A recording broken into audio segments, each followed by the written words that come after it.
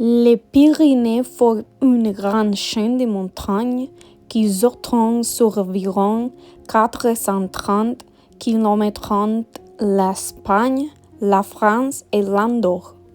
Je vous conseille de découvrir les sommets les plus hauts, l'Aneto, qui culmine à 3404 mètres en Espagne.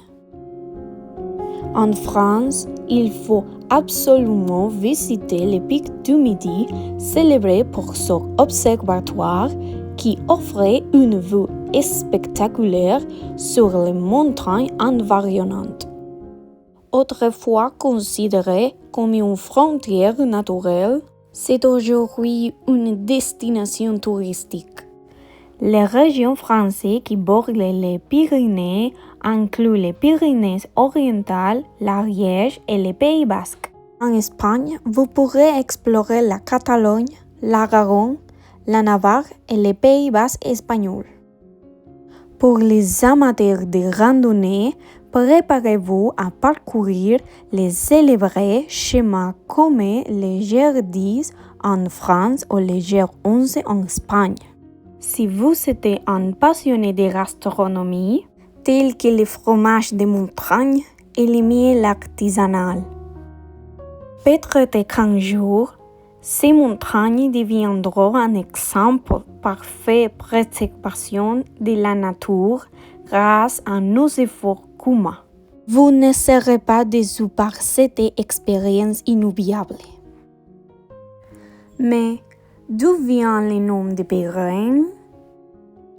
Il est une fois une belle jeune fille appelée Pyrénées.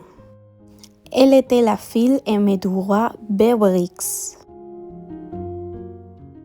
Un jour, Hercule, un homme grand et fort, est arrivé. Ils sont passés du temps ensemble, mais Hercule a départi.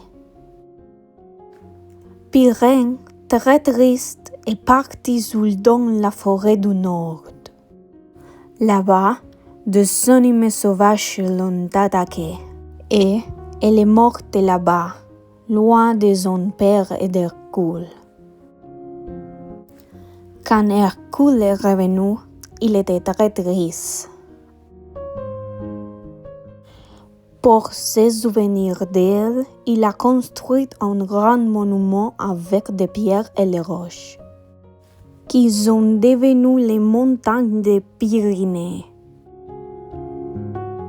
Ces montagnes majestueuses sont aussi belles qu'imposantes. Noires et mystérieuses en hiver, elles se couvrent de fleurs éclatantes en été. On dit que les dieux ont redonné vie à Pyrénées et qu'elle vit maintenant sur les sommets. Parfois, si on écoute bien, on peut entendre sa voix dans le vent.